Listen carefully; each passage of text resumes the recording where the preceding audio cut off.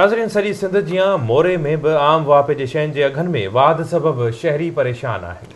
उन हवाले सां रिपोर्ट कयो आहे अयाज़ सोलंकी। मोरो में महांगाई शहरनि जो मतियूं मुझाए छॾियूं आहिनि। हथ ठोके अघनि सबब शहरनि जी चेल चिॿी थी वई आहे। मोरो में रमज़ान जे भलारे महीने जे पहिरें ॾहाके में मुनाफ़ेखोर वापारियुनि ऐं दुकानदारनि शयुनि जा हथरादू अघ मुक़ररु करे छॾिया आहिनि। गोश्त, मच्छी, मुर्गी, सब्ज़ी, फ्रूट तोड़े आम वाहिपे जे शयुनि जा अघ ॿीणा हुअण करे ग़रीब मज़दूर सख़्तु परेशान आहिनि त ॿिए तरफ़ इंतज़ामिया हथरादू अघनि ते ज़ाब्तो न आणे सघी। मुख़्तियारकार मोरो ऐं प्राइस कंट्रोल ऑफिसर गाइब आहिनि। वापारी ऐं दुकानदार शहरनि खे ॿिन्हिनि हथनि सां फुरण ऐं लुटण में मसरूफ़ आहिनि। इन सिलसिले में शहरनि आवाज़ टीवी न्यूज़ सां ॻाल्हाईंदे चयो त 200% महांगाई जनरली वधियल आहे ओवरऑल, पर हिते जेको रमज़ान पैकेज हूंदो आहे माज़ी जेके जिन लाइ चवंदो ही करप्ट गवर्नमेंट, उन नवाज़ शरीफ़ जी गवर्नमेंट करप्ट आहे, ज़रदारी करप्ट आहे। मां आमीन ऐं सादिक आहियां। उन सादिक गवर्नमेंट में जेको प्राइस ते कंहिं क़िस्म जो को बि कंट्रोल कोन्हे को। जंहिं महिल रमज़ान शरीफ़ ईंदो आहे त 100 रुपया वारियूं मौसमियूं 200 रुपया ऐं जेके कतल 50 रुपया वारी उहा 100 रुपया।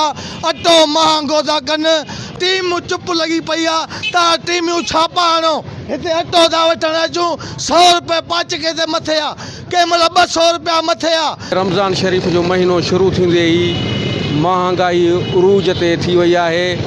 खाधे पीते जे शयूं ऐं आम वाइपे जी शयूं जा अघ वापारियुनि, दुकानदारनि, रेड़े वारनि पंहिंजा हथरादू मुक़ररु करे रोज़ेदारनि खे ॿिन्ही हथनि सां लुटे ऐं फुरे रहिया आहिनि। इंतिज़ामिया जो को बि नालो निशान नज़र कोन थो अचे, का बि हुनजो तहरीक न आहे, जंहिं करे हीउ अमल जारी आहे। 3000 रुपया 3500 बोरी थी मिले असांखे, किन में 3000 आहे, किन में 3500 रुपया। पोइ असां ग़रीब माण्हू हिते छा खपायूं? जे असां 30 रुपया किलो था हलायूं त पोइ वरी 100 किलो वज़न आहे हुनजो।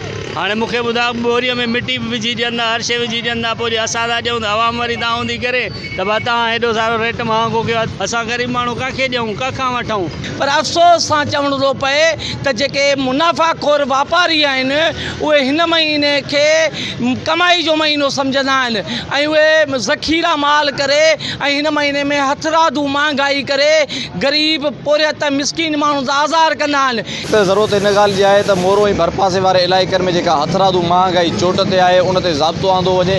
ज़िले इंतिज़ामिया तोड़े सिंध हुकूमत फौरी तौर ते हिन महांगाई जो नोटिस वठी रमज़ान जे पहिरें ॾहाके में माण्हुनि खे आम वाइपे जी शयुनि जा जेके मुनासिब अघ आहिनि उहे मुहैया कया वञनि त जीअं ग़रीब मिसकीन माण्हू ॿिनि वेलनि जी मानी खाई सघे। कैमरामैन जुमन सोलंकी सां गॾु मोरा अयाज़ सोलंकी, आवाज़ टीवी न्यूज़ मोरो।